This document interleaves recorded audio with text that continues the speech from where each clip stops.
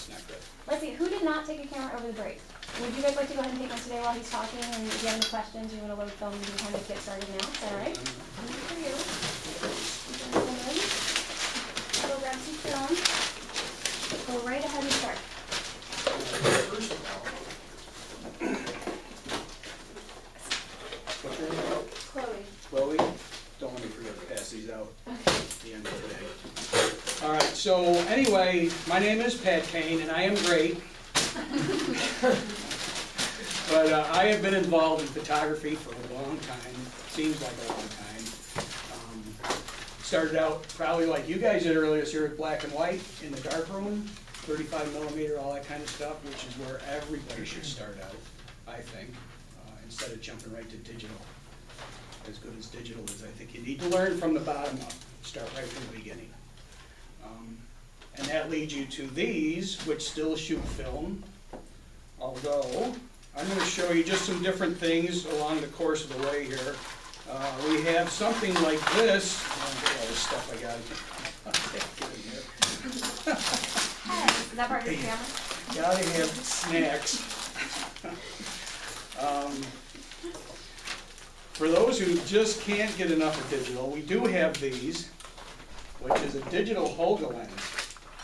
And this will go on, this fits my Nikon, but they make them for Canon, and they make them for, I think they make them also for Minolta. So what does that do to the images? I'll show you. Wow, what a segue that was. Nice setup. You know, it's not as good as a HOLGA film deal, but it's okay. You got to mess with it. You still have to go into Photoshop. Here, you can just take that. You still kind of have to go into Photoshop, mess with it, like any digital camera. Yeah. All right, you just don't probably get the perfect image you want right off the bat. But they do have these. If you don't want to mess with film, you say, well, I'm just going to do this. And it works. But anyway, enough of that. You can help yourself. So we learned last week, Before the break, everybody might have forgotten something. You guys all shoot film? You guys shoot it? Yeah, how many people got a chance to shoot if you took a camera? Everybody? Yeah. Did you understand everything about how the front of it worked? Everything on the front, everything that... Should we go over it real quickly? The aperture and the... Well, that's what we should talk about is the aperture button that you have somewhere around here that really doesn't mean anything because there's really only one aperture. It's kind of like F9-ish. And we probably all know now that there's no shutter speed, there's no controls, which is kind of nice, which is probably why I started using it in the first place maybe 15 years ago. Because I hate getting bogged down with all the numbers. You know, what am I going to overexpose, underexpose, everything? Need help with that? I know it. Okay. I'll show you guys an easy way to do this so it doesn't keep popping out on you. When you get that in there, get that out there too. When you get that baby in there,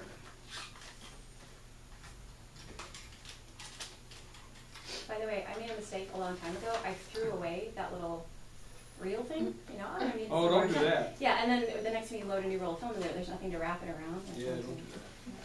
Keep one or two lying The around. best way to do this, you guys, is to get it started and then use your thumb to help it along. You know, because if you just do it like that, it could easily slip out of there. I don't know if you guys had that happen to you. But use your thumb to push it a little bit, like that. And then when you know that that's wound around enough, then you can put pressure on that. You can kind of hold it down a little bit so it tightens up. Otherwise, a lot of pictures, if it's still really wavy in there, might show that waviness. And then just hold on to it. Make it nice and tight. Thank you. Yeah. Okay, so anyway, digital, okay, we're done with that. Now, we were saying about the outside of it, and I'll use this one over here. And the aperture, supposedly the aperture is sunny and cloudy, forget about it. Just leave it on cloudy all the time and just forget about it. And because there's no shutter speeds or anything like that, we have to use film as our control. Okay?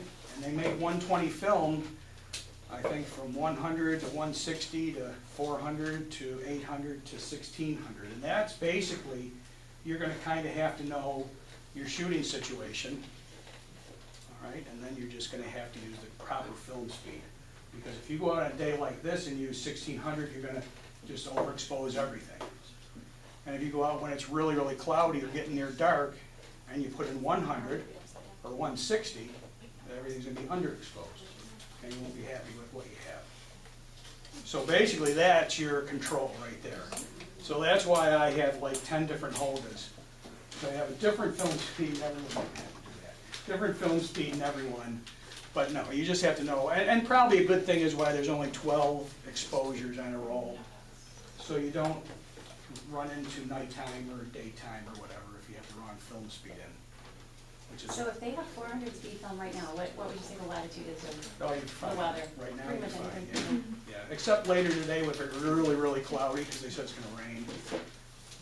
It's no matter what you see on the internet, on HOLGA sites, and there's a million of them out there, 800 is just the best speed. Even on like a day right now where it's kind of bright, but not real bright, 800 is just, that's my favorite film of all. And Fuji makes one and Kodak still makes one. It's really a good speed. So this kind of works. The focus kind of works. It's not bad. I mean, if it makes you feel good, you can use it. If you're really close, and when I say really close, I don't mean macro, because it's definitely not going to be a macro. All right? We're going to be probably this close. You know, if you get any closer than this, I'm thinking you're going to get really blurry. And you're going to say, well, geez, Pat, isn't that the idea of a HOLGA? But it's not really. You still, you waste all this, you know, you invest all this time and into shooting a roll film, you like it to be sharp. Sharp as you can be anyway. Well, there's a difference between out of focus, right, and then just sort of soft blurry because it's a whole. Oh, you'll know when you see Yeah, it. plastic lens. Yeah, you'll know when you see it. And that's nice too, a plastic lens is inherently sharp in the center. Have you guys got results back from your cameras yet? Okay. Because they Process are of film. really, really sharp in the center. I don't know if I got something. I've got some stuff on my slideshow next week that'll show that. But if you look at that, you can see the center of the lens. And I swear, I've seen some of my stuff from my HOLGAs that look sharper than my 35 millimeter lens, right in the center. The nice thing about it, though, is the cool HOLGA stuff where it kind of goes out to the outside. It gets really diffused. It's kind of really a little surrealist. Kind of nice that way. So anyway, let's get back to this. And on your cameras that you just got have, okay, sweet. Have a tripod mount and the N and the B, and you guys know all the N and the B stuff, right? All the normal, okay? Just remember that. Always check it before you start to shoot, because I have a camera that's really loose with the N and the B, and it always seems to be on B, and then everything's blurry. And it's like, oh man, 2 rolls of film down the drain. So always check that, because if you have it on B, you won't be happy. And also, I don't know where that went, but you don't really need to tape it, like you might have read, because it's a HOLGA. If you want light leaks, you're going to get light leaks, all right, unless you don't want them. But what I do this is this with the Wegmans celery bands. They seem to be the best ones. And the celery, the other one, they're like wimpy. Serious. And put this around here. And the reason I put it around here is because if this is going to pop open while you're walking down the street, you know, they're going to go down. These latches are going to go down. And then the back will pop off, and then there goes more film. Thankfully, 120 film isn't that expensive. But, so I just do that, and I don't bother taping it. Because really taping it now, you don't need, back when they first came out, people liked to tape them only because of the major light leaks they had. And now we'll go inside. Because the major light leaks they had, because there was no mask. It was always like this, just wide open. All right, the problem a lot of people have though is these things would scratch your film. You have to file that down, sand it down a little bit. But then they started coming out with these. And you've got these, I imagine, with your new HOLGAs. These little masks. All right, you know what these are for? What? Actually, they're the difference between, let's say, that and this. So when you put one in, all you can take are pictures of that. No, I'm just kidding. There's a 16, and you'll see it up on the top. And it's always black on black because they want you to really struggle. All right, but there's a little number 16 on that one. Do you guys have these with your HOLGAs? Okay. And on this one, there's a little number 12. All right? So when you put the 12 mask in, like that, you're going to get 12 exposures, okay, on your film. But they're all going to be square, 6x6 format. All right? In medium format speak, that's 6x6. And then if you take that out, and you put the one that says 16 on it, right up in the corner, you're going to get this, which is rectangular. And that is 645 in medium format. Do you guys ever shoot medium format? I mean, other than HOLGAs? But you can do both. But you change that with these masks. So the 16 means when you shoot this, you'll get 16 images on a roll. And then when you put the other one that says 12, you get 12 images on a roll. All right? If you're not used to shooting square, it's a little different. But after you start shooting square, you're going to love it. You just won't want to go back. You're just always going to want to shoot that. Okay? And also, I'm going to tell you this before you go out there. And you know how when you shoot your 35 millimeter and you go like this, and it's a vertical, it's a portrait style, okay? That is going to be opposite. Now when you shoot like this, it's going to be a vertical. In a HOLGA. With that 16 mask in like this. See, when I shot this picture here, I shot it just regular like this, and it came out as a portrait style. So did you just scan your negatives in and make these prints too? Yes, yes, I did. Actually, no. These ones I didn't scan. These ones I printed in there. So I do still, well, I don't still, I did get my hands wet. Quite a bit. A lot, as a matter of fact. Of course, nowadays, there's, you know, these are digital. And the one I showed you before, and I'm going to show you that yet. That's a treat, too. These are digital. And there's a story behind those, so let's hold off on that. Anyway, you guys good with the mask, right? Yeah. All right, cool. Nothing really else to tell inside of there except what Miss One mentioned is don't throw that out, because you're going to need it. And then when you finish using the roll of film that's over here, you're going to need to take this from there and put it over here. All right? But you can call me if you need more. I got tons of them. I threw it out. I'm sorry. All right. Close that back up. Now I'll talk a little bit about the outside of the camera again and what you can add on. And I think Ms. Ones mentioned that last time you were here as filters and lenses and stuff like that. First of all, this is the filter holder. Did you have these? I have one of those for Oh, okay. All right. And these will work with a number of things. You can even, you guys, in your black and white classes, did you go over filters and what they do to black and white? No, and we used a UV filter, but that was it. Okay, so you didn't use red or green or yellow or orange or anything like that. Well, filters in black and white photography, they lighten their own color and they darken their complementary color. All right, so a lot of landscape photographers, if they want to pop the blue sky out from the clouds and separate everything, they'll use like a dark orange filter, deep orange, or a red filter. to get that separation, because that blue, which is the complementary color, will just really, really get dark. All right? And they do that for HOLGAs too. See, they make these filters, and not that filter. This is a Coke and filter that I just bought and cut down. And you can put that in there. If you're shooting regular black and white film, and you want to just do that kind of thing, all right, and there's a few different colors in here, red and green and orange. That's kind of going back to your regular 35mm days. And I think she showed you these really cool filters with the little spot in them, little clear center, right? Did we look at those guys before the break? I can't remember. No. We So we didn't? looked at them like a while ago. Yeah. Oh, you did? Okay. Yeah. All right.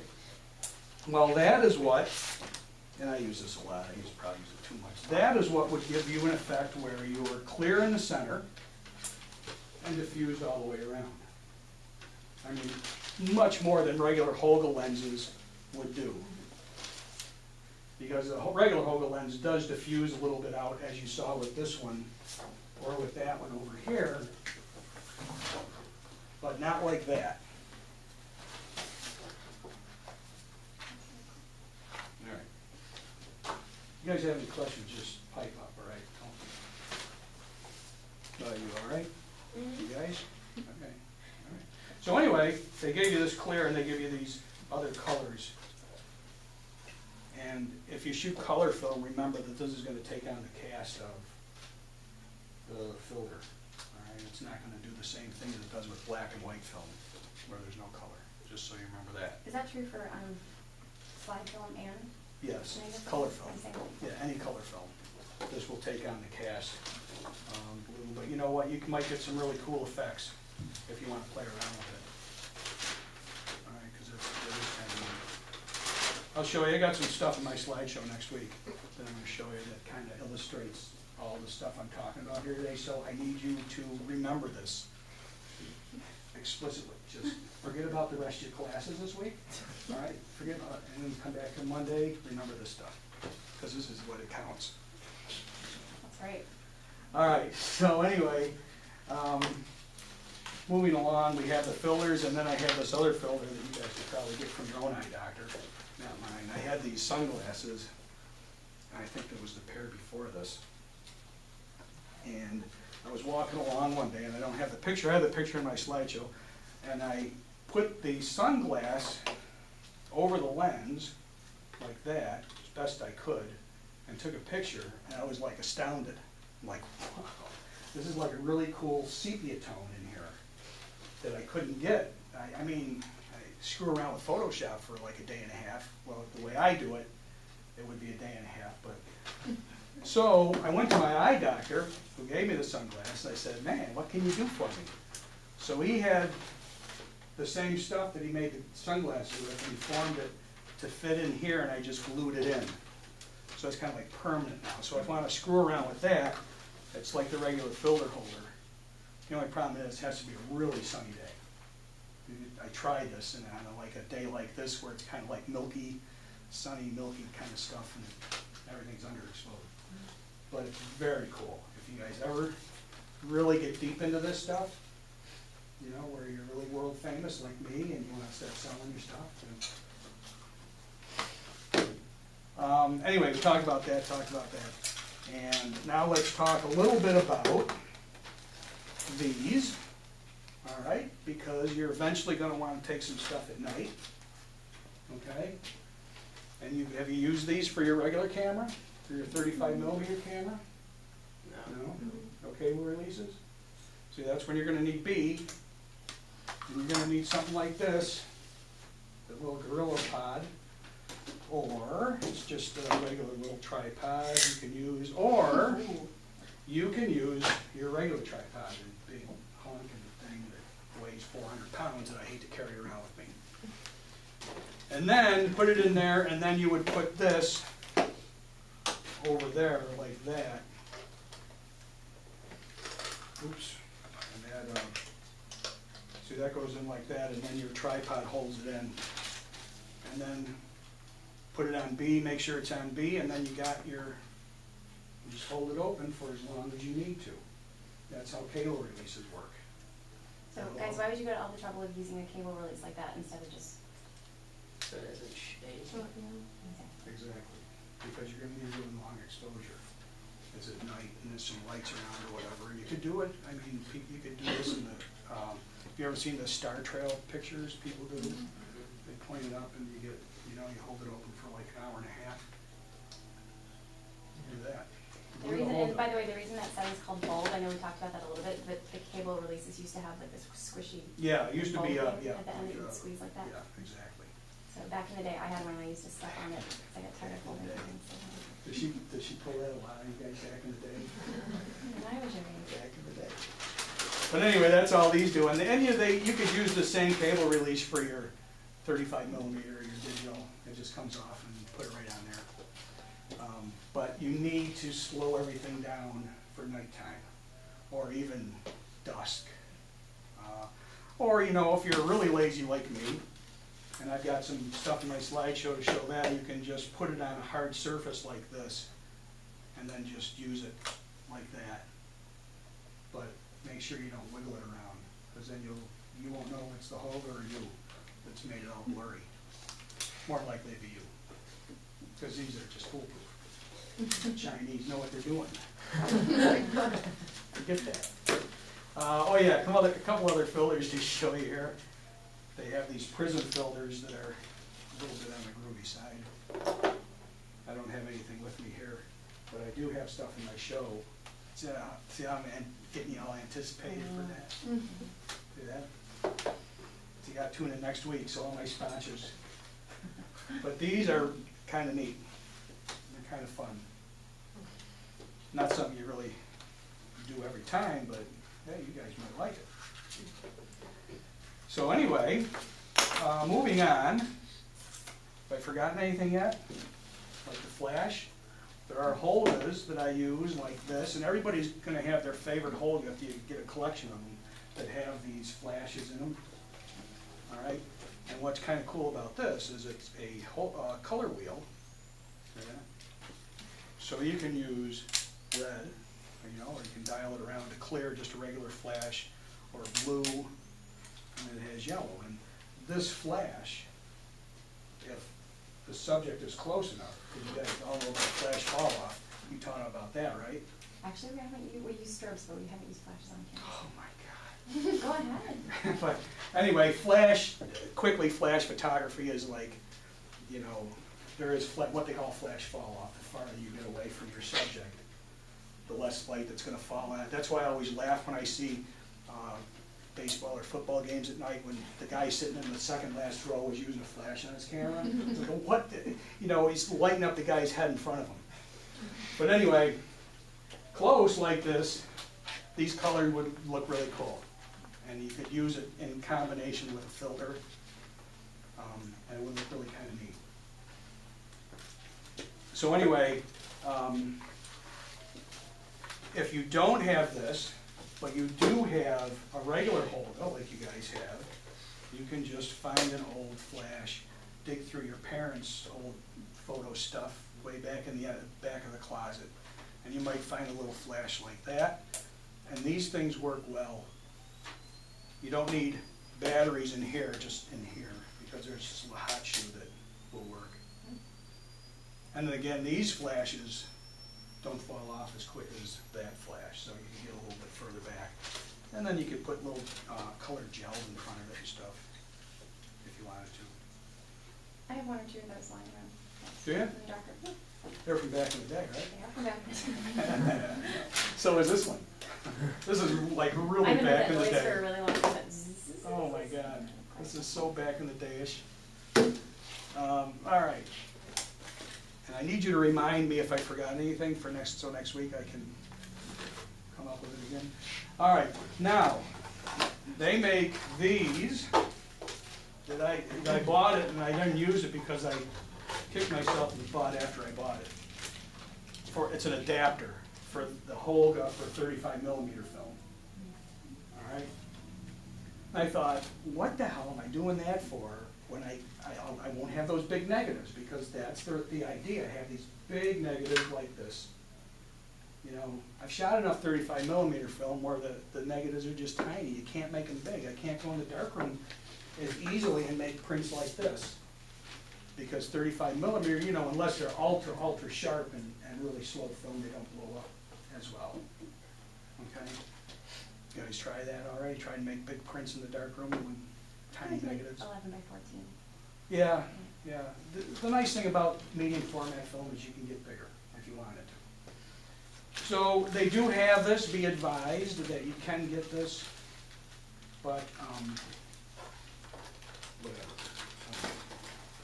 You need a different lens and negative carrier in your larger to print medium format, you know, so I guess if you didn't Do you have that. those? Yeah, Oh, if you, cool. a few. If you didn't have, if you only had a 35 millimeter Yeah, if setup, you did then only have a you use 35 full millimeter length. setup, but you know what? Go online now, Craigslist, any place, people are giving this stuff away. Enlargers, negative carriers, all that kind of stuff. They're just like, man, dying. Now I've got this, and I think this one showed you this last week. And this is a fisheye attachment. And I don't know how much you're into that kind of stuff, but it's also kind of cool. It just goes right on there like that. And Yours is nicer than the one. what? Yours is nicer than the one that I had. Oh, is it? The lens is Oh, I remember that one. Did you show me that? It didn't fit on your lens, or No, is that someone else? No, I just got this one. Somebody borrowed it, I think. Well, once again, I don't have a picture showing that, so anyway. Next week I do. We'll be back, right?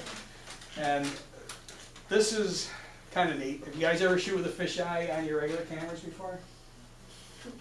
Because you really have to get close.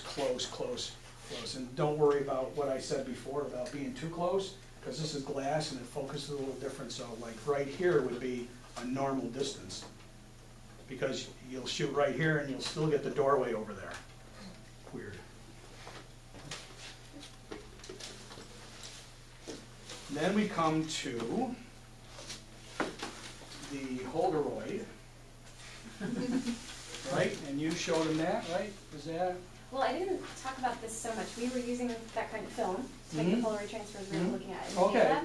But this is like a Polaroid back. This is what people used to put on medium format cameras to sort of take a test shot, kind of, you know, before they actually test the shoot with lights. film. And you could switch them back and forth, so you could take a Polaroid, look at it, and then put your film on, you know, back and forth like this. But you can take a back like this and convert a whole. And these are made, actually, this was made especially for this. I've used it a little bit here and there, and I never really liked it. And I don't know why, maybe it's defective, but I would, even on the brightest, sunniest day, I would be underexposed. With fast film, bright day, it wouldn't work. So being the impatient guy that I am, I did get some good stuff, but because I put it on a tripod and build up the exposure, here's a couple of, here, I'll show you this. Oops, I should do that. There's a couple of HOLGA from this. Unfortunately, you can't do transfers and emulsion lifts and stuff with these, but they're still kind of neat.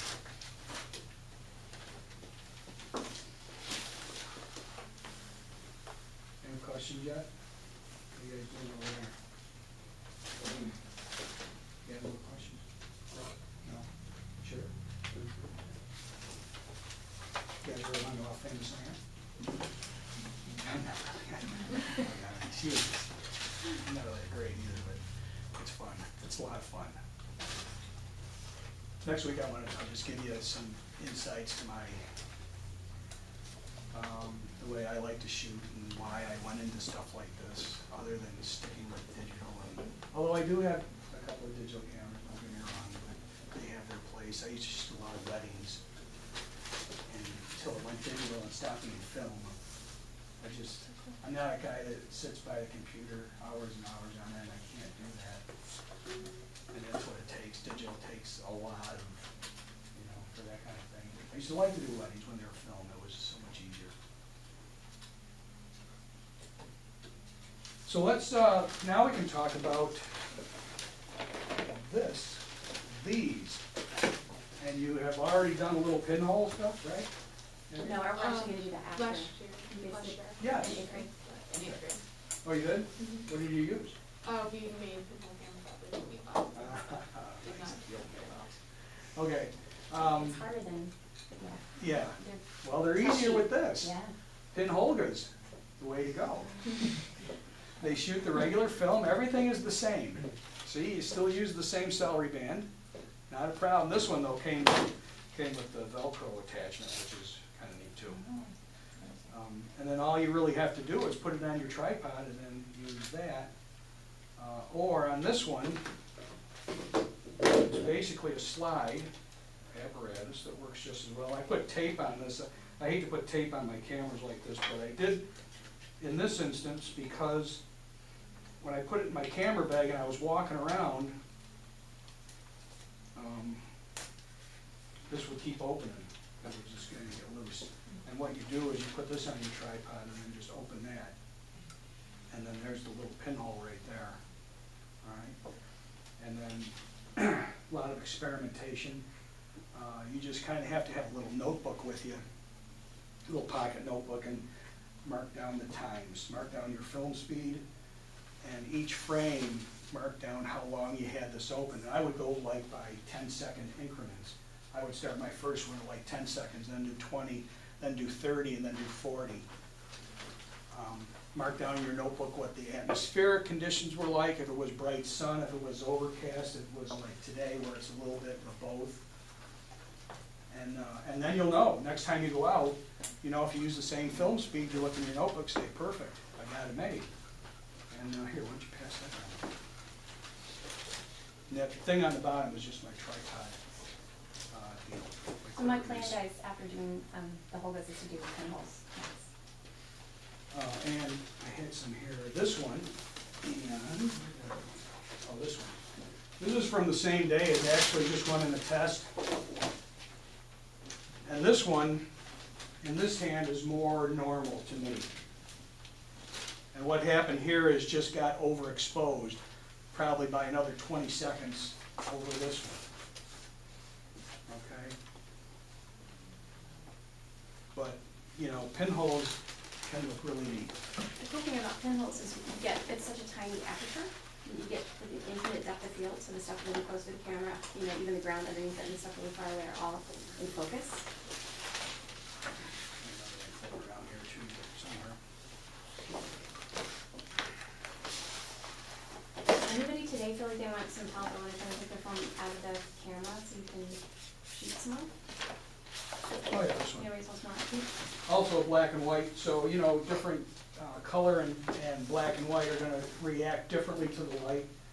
See the purple one over there is overexposed. When you get black and white film, obviously it's not going to change that color and show that. So you're just going to have to know what your values are. And this one is probably a pretty well exposed black and white film pinhole. Nice thing about that one is there were people walking by. I was up at Cobb's Hill and there was people walking around the reservoir and they just, you don't even see them, which is kind of interesting because they just walk right through the frame and you never even know they were there. How long was the exposure? That was probably about 40 seconds because it wasn't really a bright day. Why does the exposure have to be so long? It's the whole surface. Yeah, definitely. I mean, if you look at your 35 millimeter camera or your lens and look at like even f11 or f22, it's still a pretty good size opening. But then you go to one of these and it's, you're probably looking at, and not really knowing for sure, f200, you know, f180, f250, where, and the nice thing about it is everything is going to be really sharp. Although these are holders, so it's not going to be really sharp. But in a real pinhole, and you know that when you stop way down to f22 or f11, f16, you get a really good, everything is crisp and sharp. You know, you get a nice depth of field. It's the same with a pinhole like this. And then there's another pinhole that I've used. not as easy to use, but the old panorama pinhole. I just want to know what word you're gonna come up with for that camera. Panorama Panel pinhole. pinhole, and wide, it just say wide. It's nice though, I've got a couple images off of this, and it has mask in there, and this will take a couple of frames. And then there's another mask too, you can put it in for different sizes, widths, and how many frames you want to use. These are kind of neat. Although I found that the edges get kind of burned out, or kind of dark. They don't expose all the way to the edge. So in Photoshop, when I scanned the negative taken into Photoshop, I've had to like crop the ends off a little bit. But you do get a nice panel with this. It's got a nice little level on the top, tell you when everything is. Even in HOLGAs, they want you to do it well. And the stuff I've got here, there's even more stuff out there that I just stopped buying stuff. I said, man, I can make do with this stuff. I don't need more stuff. Because then I would need a bigger thing to carry it all around. But this stuff is good. But there is more stuff, just so you know. And there is... Pat, we're gonna have to let them pack up, I think. Oh, no. In the class. I know, sorry. Okay. We'll save everything else for next time. All right. Are you going to remind me? Yeah, All right. There's stuff in here, and there's just some sites in there to look at, and there's some websites, and here is where I teach, also where Miss One took my class at the Genesee Center for the Arts. What a great place if you guys need to use dark rooms during the summer.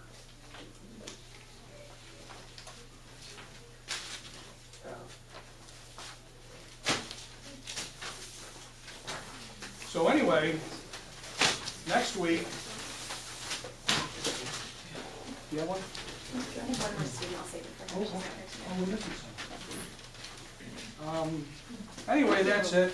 Thank you so much. Photoshop is good too. You can add color to black and white. You do a little sepia toning, which I kind of like to do, and close-up sepia tone. I know you get close-up, get right down to the ground. It just seems to me that there's a lot more to do. You can take pictures in the street of people, and they don't get intimidated because it's a stupid little toy camera. To them, not to you. You, it's your life now. Oh, it's your life.